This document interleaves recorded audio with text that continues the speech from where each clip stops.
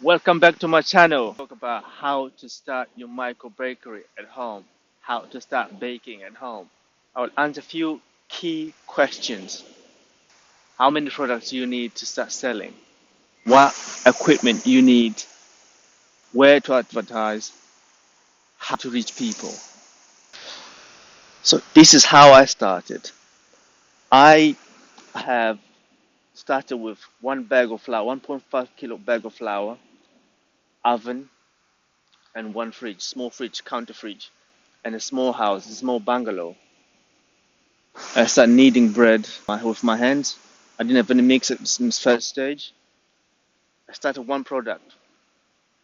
I started making bread, make the bread, perfect the bread, start giving my family.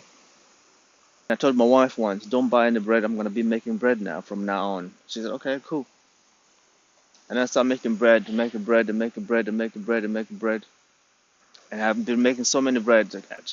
So I started giving people, start giving to my neighbor, them to try, them to give me feedback. But before, I wasn't thinking as a business. I was just making a hobby for me.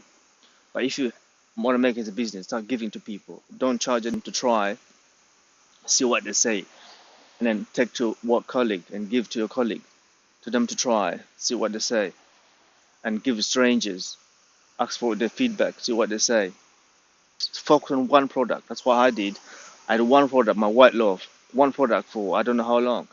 And then I decided, okay, I'm going to take this as a business. I'm going to make it as a business.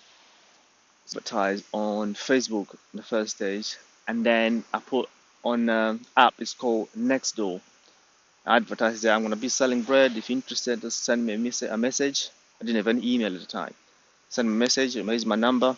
And I had a few people messaging me. Yeah, I ordered bread two days, 3 days, and I start selling. How did I deliver? I used my car to deliver. Normally, I used to wake up in the morning 3 a.m. bake, go and deliver, and then go to my day job. That's how I started. My own internet at home, my car I was paying for, my phone I was paying for already. So I didn't have to source so many things to start. I just use what I already have. So I'm sure what you have at home is enough to start baking, to start your business, your mini business. When you grow, you outsource. You look around you, what do you have to use? Whether it's people, whether it's internet, whether it's car, whether it's community. So just look around you. You'll always find something to use for your benefit. Whether it's people, especially people are very useful because one is a customer, one can give you feedback. Like how many products you need? Like I said, one product. Focus on one product first. Master one product and people. Okay, just start with bread. That's it. One bread. If you want to master it, and people get used to that product, and then start to the next one. I start with white loaf, and then I introduced baguette, and a master baguette. I started selling baguette. I had two products for a long time, maybe 6 months. And then I introduced cinnamon buns. I did cinnamon buns for a year before I introduced sourdough. First stage to find out if you like it, enjoy baking, enjoy the business, message people and to your friends. Tell your friends to come and pick up my bread and pick it up from your house.